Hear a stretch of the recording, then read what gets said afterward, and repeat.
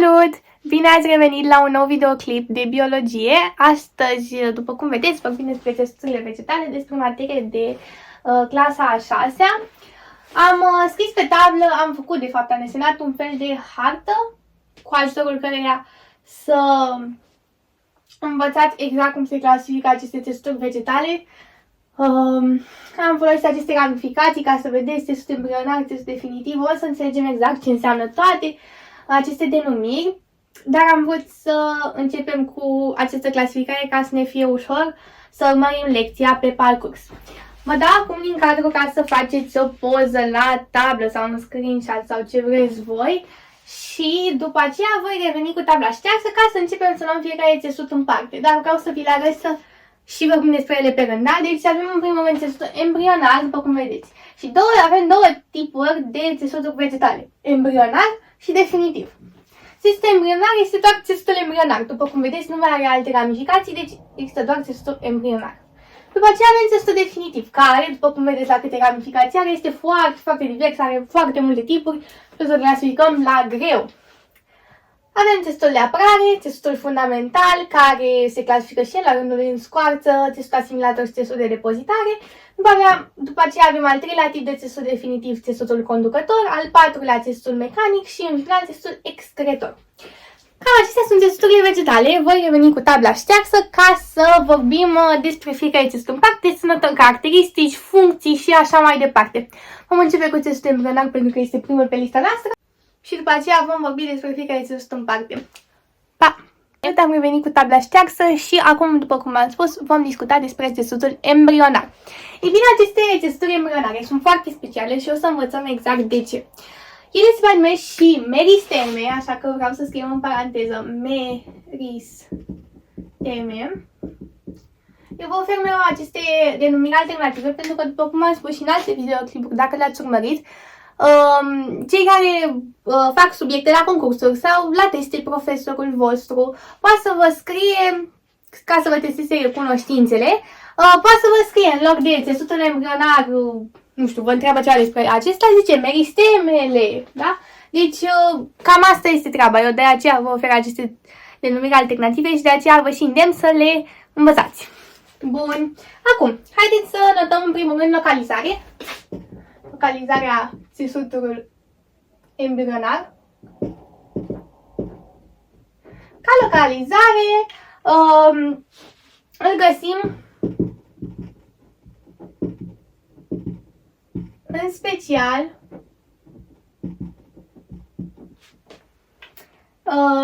la vârfurile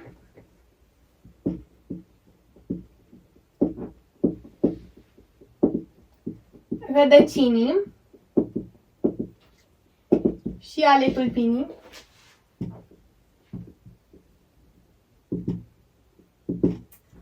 Dar totuși vom găsi acest țesut și în grăsimea acestor organe.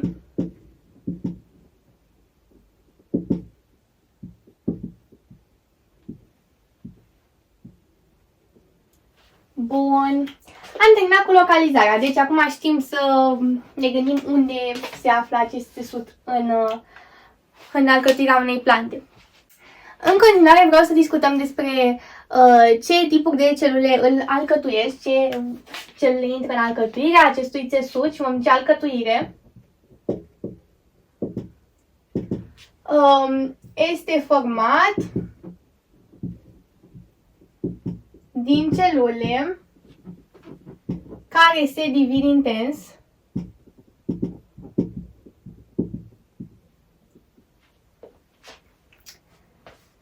și continuu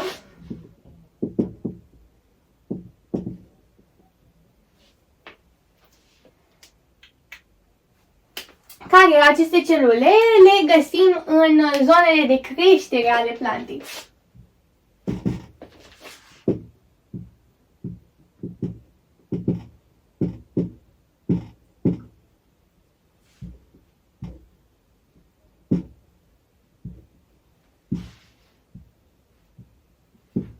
După cum am spus, dacă acest țesut îl găsim în vârfurile rădăcinii și ale tulpinii, dar știind grosimea acestor organe, sunt organe care pot crește, da? Deci rădăcinile se pot extinde în pământ, la fel și tulpina va crește în lungime și se va duce în sus, iar rădăcina atrasă de gravitație în jos, da? Bun, am zis, este vorba de celule care se devin intensi și continuu și le găsim în zonele de creștere ale plantei. Bun, și acum ca funcție, are o funcție foarte importantă. V-am spus la începutul prezentării acestui țesut că este într-adevăr un țesut foarte special, un țesut care ajută foarte mult planta. Ei bine, cu ce poate să o ajute așa de mult? Haideți să o luăm logic. Vreau să înțelegeți lecția, nu să o tociți. De aceea, vă uitați, am spus că este format din celule care se divin intens și continuu. Ce înseamnă diviziunea în biologie? Nu ne gândim la împărțirea de la matematică, ci, dimpotrivă, și chiar ironic poate un pic, ne gândim la faptul că diviziunea în biologie înseamnă multiplicare, înseamnă înmulțirea plantei, da? Deci, o ajută în reproducere. De aceea, aceste celule se divin intens și continuu, ca să poată să ajute planta să se reproducă, să o ajute din acest punct de vedere. Și am zis așa, din acest țesut, iau naștere și celelalte țesuturi ale plantei.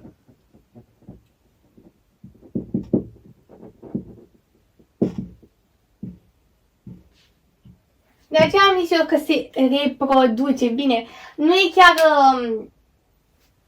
funcția de reproducere din punct de vedere al florii, de exemplu, ci este o reproducere ca să formeze celelalte țesuturi de care planta are nevoie. Da? Deci putem compara, dacă vreți, acest țesut embrionar cu celulele stem din organismul nostru. Nu v-am povestit încă despre ele, dar sunt niște celule speciale pe care le găsim în embrioni umani și se află de obicei în plămâni, în creier, în oase uneori și acele celule sunt specializate într-un fel pe crearea altor organe, pe reproducere, pe remedierea situațiilor acestea în care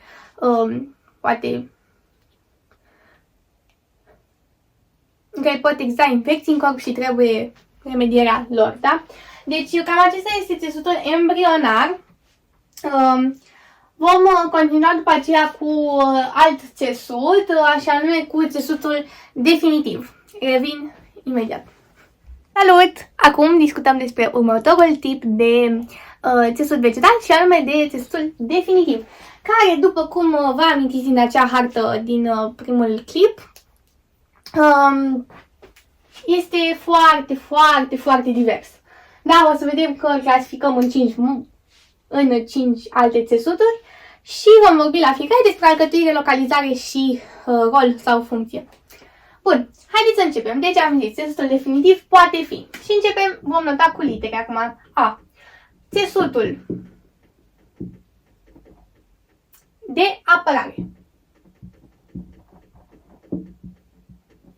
Acest țesut de apărare se mai numește și epidermă, ca la om, ca la pielea noastră, da? Deci epiderma, primul strat al pielei, bine, acesta este primul strat dintr-o plantă, da? Deci țesutul de apărare. Bun, epiderma. Haideți să vorbim despre localizare. La localizare, la țesutul de apărare, putem spune că că îl găsim la suprafața organelor.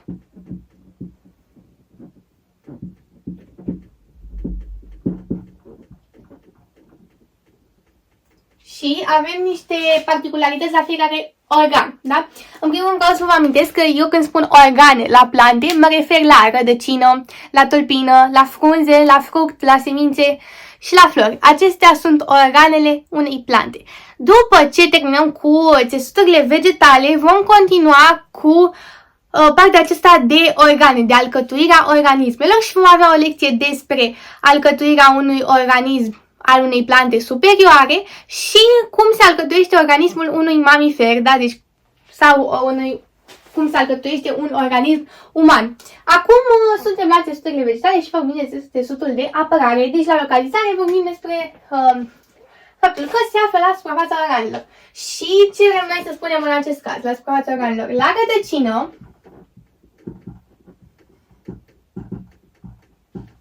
formează perișori absorbanți.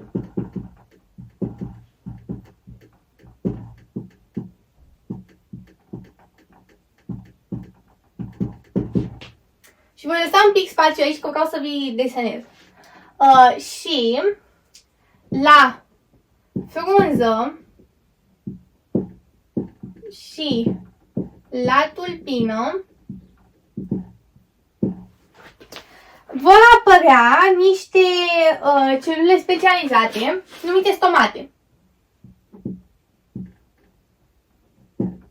pe care le voi desena. Aceste stomate fac schimbul de gaze respiratorii la plante. Ele îndeplinesc această funcție de respirație, da? Vom vorbi despre ele la capitolul cu respirație când vom ajunge la plante, care sunt de obicei în prima parte a capitolului, da? Avem la frunză și la tulpină formează stomate. Ei bine, la frunză formează, dar și la unele tulpini, pentru că avem niște tulpini la niște plante ierbase, unde acolo găsim și niște pigmenți clorofilieni. Deci, prin urmare, vom găsi și stomate care ajută și la fotosinteză uneori. Bun. Ei bine, asta am spus. Epiderma are rol de acoperire a plantei și de a o proteja.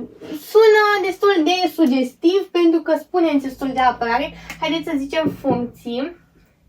Și la final vom desena și perișorii absorbanți de la rădăcină și stomatele. Funcții de a acoperi planta și de a o proteja. Acestea sunt funcțiile, sunt foarte simple. Le gândiți chiar logic, nu trebuie să le memorați pe acestea, dar deci vă gândiți. Avem ceva ce punem peste un alt lucru. Ce face acel lucru? Protejează și acoperă. Nu? E chiar simplu. Bun, și în final, la frunză și la tulpină se desfășoară schimbul de gaze prin intermediul stomatelor, după cum v-am spus aici. Și la rădăcină are rol de a absorbi substanțe hrănitoare din sol. Haideți să desenăm. Aceasta va fi rădăcina noastră și acestea vor fi perișorii absorbanți. Da? Cam așa arată. Cam așa. Asta e rădăcina cu perișorii absorbanți. Și la stomate o să vedem că seamănă cu o pereche de rinic, dacă vreți, sau chiar cu niște boabe de fasole.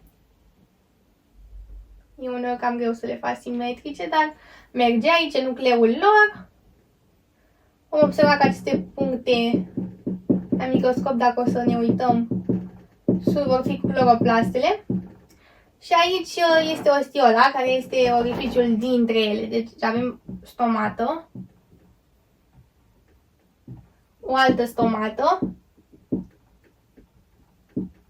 și aici este ostiola.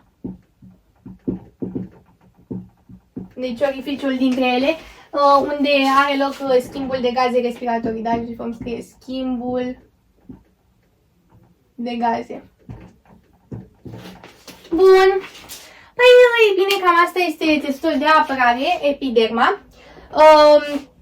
Aș fi vrut să continui și cu țesutul fundamental, dar nu aș mai avea loc, pentru că, dacă vă amintiți din acea hartă, țesutul de apărare...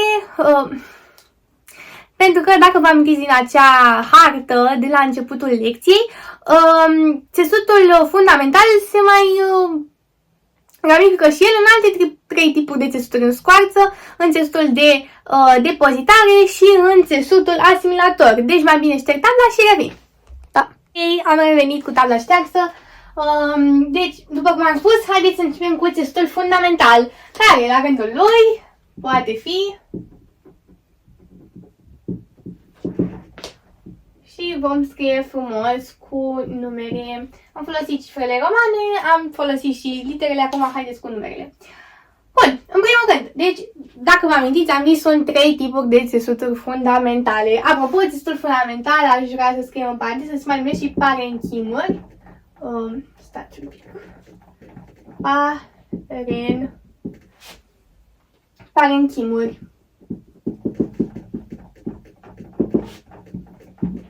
Bun. Așa. Deci, poate fi 1. Scoarța. Când zic de scoarță, știți exact la ce mă refer, la copac, da? Scoarța apare în rădăcină și la tulpină.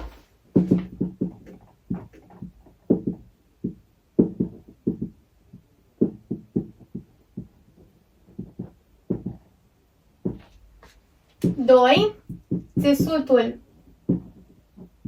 asimilator.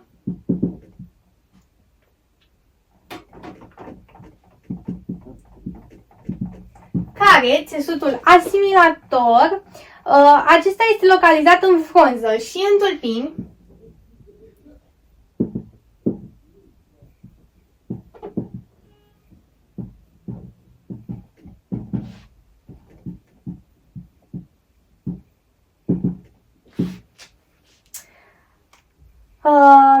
Și are rol în hrănire. Apropo, atenție, la tulpini ierboase. Deci la plante verzi.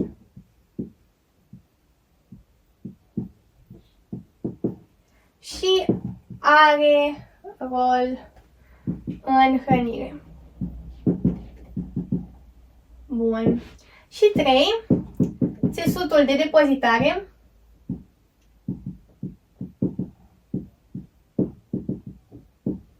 Iarăși mă voi opri un pic ca să gândim logic. Vorbim despre un țesut de depozitare. Ce poate să facă țesutul de depozitare? Să depoziteze ceva, nu? Substanțe hrănitoare sau apă sau aer. O să vedem imediat cum stă treaba, da? Deci, țesutul de depozitare poate depozita substanțe de rezervă,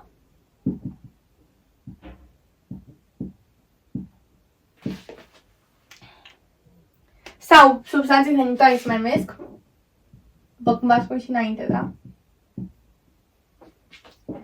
Poate depozita apă, dar numai la plantele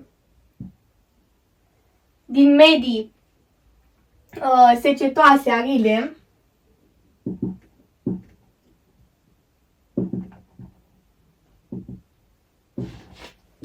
și aer la plantele acvatice.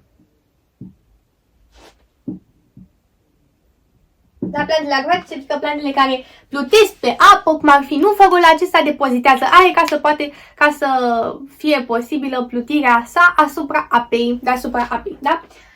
Bun, cam acestea sunt. Aș mai nota poate și câteva funcții de la țesutul fundamental, pentru că avem destul de multe. O să scriu chiar aici pentru că ar fi păcat să nu folosim acest spațiu. Și zicem funcții. Ca o primă funcție, formează corpul plantei. Ar fi această idee. În continuare, aș mai spune că are rol în fotosinteză.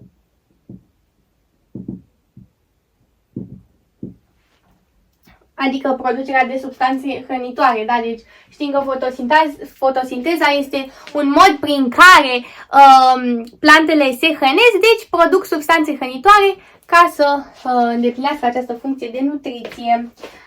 Deci are rol în formarea corpului plantei, în fotosinteză, în depozitarea de substanțe, după cum știm la țesutul de depozitare. Mai putem spune că are rol în asigurarea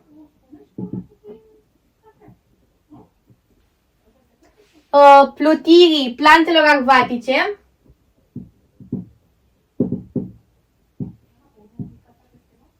acvatice, și în final o ultimă funcție ar fi că asigură apa plantelor xerofite.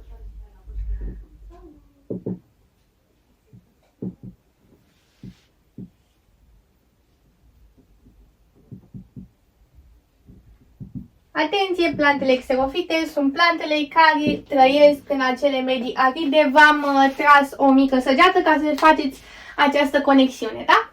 Bun, cam acesta este destul fundamental, după cum vedeți, iarăși tabla s-a umplut, deci o voi șterge ca să... După cum vedeți, tabla din nou s-a umplut, așa că o voi șterge ca să continuăm cu ultimele 3 tipuri de țesut definitiv, și anume țesutul conducător, țesutul mecanic și țesutul excretor. Sper că ați înțeles până aici și revin imediat. Am revenit cu al treilea tip de țesut definitiv și anume cu țesutul conducător. Acesta îndeplinește niște funcții foarte importante și să nu vă faceți griji dacă nu-l înțelegeți acum, pentru că vom reveni asupra acestui subiect la capitolul cu circulația plantelor, care va fi după respirație. Va dura destul de mult până când vom ajunge acolo, dar cu perseverență vom explica și acea lecție atunci, când va veni vremea. Dar acum, haideți să vorbim despre țesutul conducător. Încercați să vă concentrați, este într-adevăr plin de informații noi, dar o să vi se pară, zic eu, destul de interesant. Bun, haideți să începem. Acesta este format din niște celule alungite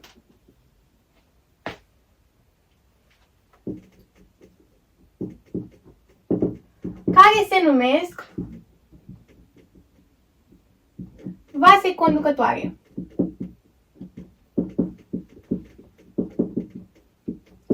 Acestea, cum le sugerează și numele, au rol de a conduce substanțele prin organele plantelor. Da? Deci, după aceea, aceste vase conducătoare le găsiți în tulpină, pentru că acolo, prin intermediul tulpinii, se transportă substanțele de la rădăcină, deci substanțele luate de rădăcină din sol sunt duse prin tulpină sus, la plant, la frunze, unde în frunză are loc fotosinteza, deci producerea de substanțe hrănitoare.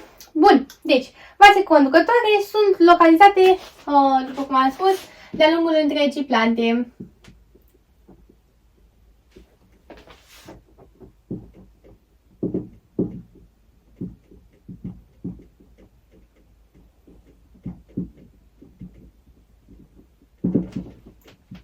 Acum, vreau să zic că vasele conducătoare pot fi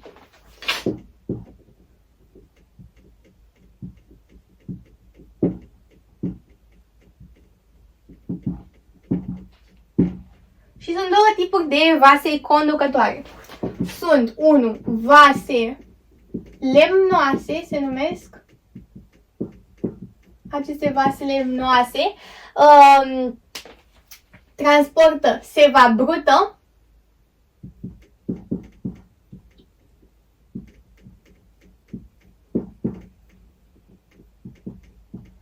iar seva brută este formată din apă și săruri minerale. Bun. Și mai avem și vasele liberiene, care transportă seva elaborată. Iar seva elaborată este compusă din apă și substanțe hrănitoare.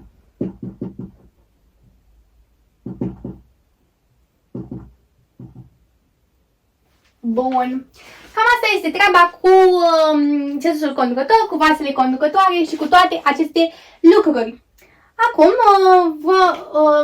ar mai fi de notat, dacă vreți, să spunem că țesutul conducător asigură transportul sevei brute și a celei elaborate. Dar eu zic că este logic, este sugestiv că înțelegeți acest lucru, da? Deci conducător. Uitați-vă și la denumire. Ce vă sugerează țesutul conducător? Că conduce ceva. Și ce conduce dacă avem vasele conducătoare?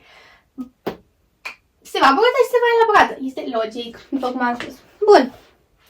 Acum, aș mai vorbi, pentru că mai avem acest loc aici, și despre al patrulea tip de țesut definitiv, și anume țesutul mecanic. Da. Haideți să tragem o bară așa. Țesutul mecanic. Bun. Țesutul mecanic. Acest țesut mecanic este format din celule, așa, din celule cu pereți îngroșați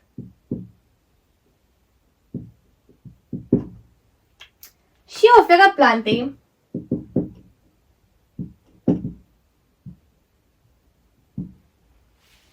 rezistență și elasticitate.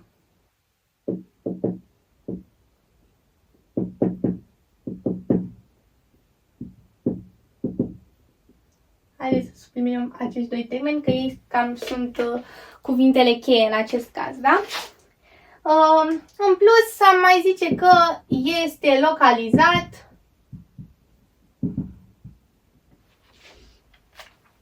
de-a lungul întregii plante.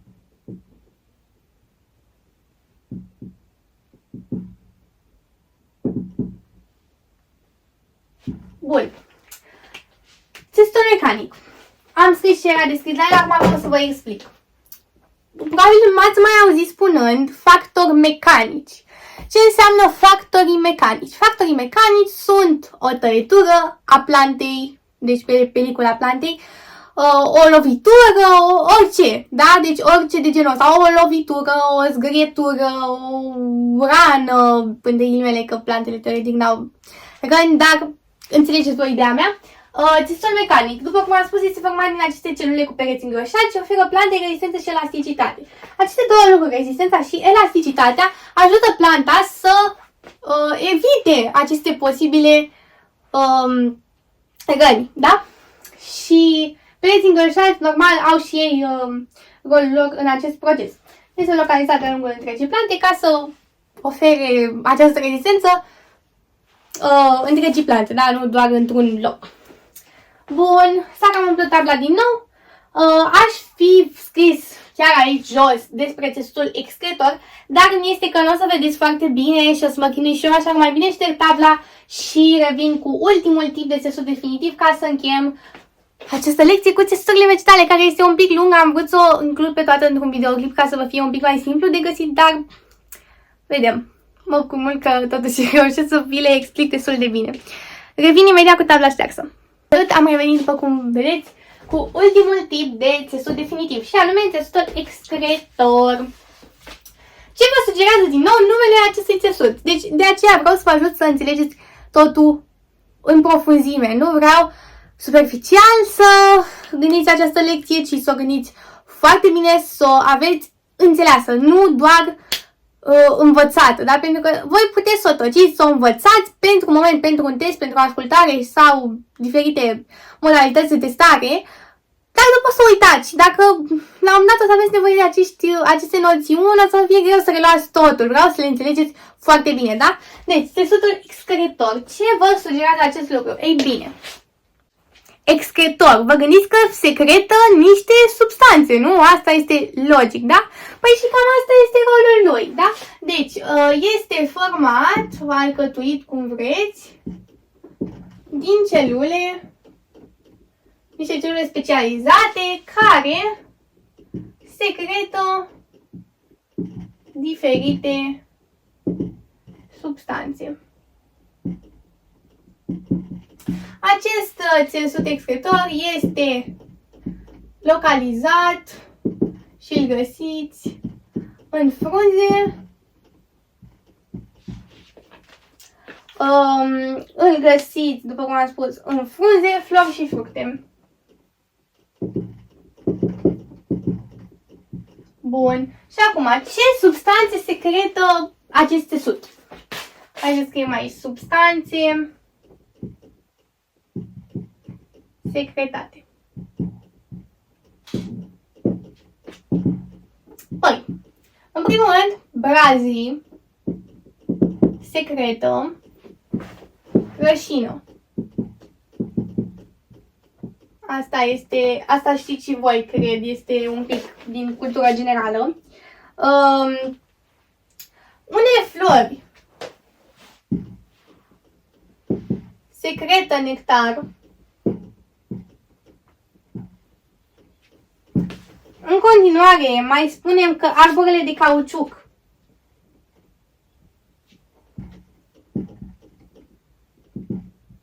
Secretă latex. E acea substanță care conferă elasticitate, știți? Bun. Și unele semințe secretă uleiuri.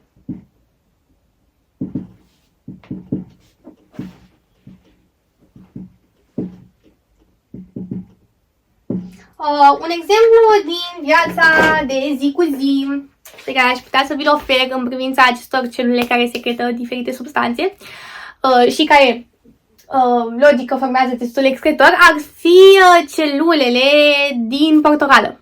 Când luați o portocală sau o mandarină sau orice citrică, să zicem, de acest gen, știți că dacă o țineți în mână, simțiți că lasă așa un ulei pe mână, poate vi s-a întâmplat, care are un miros puternic, dar și foarte, foarte plăcut, după părerea mea.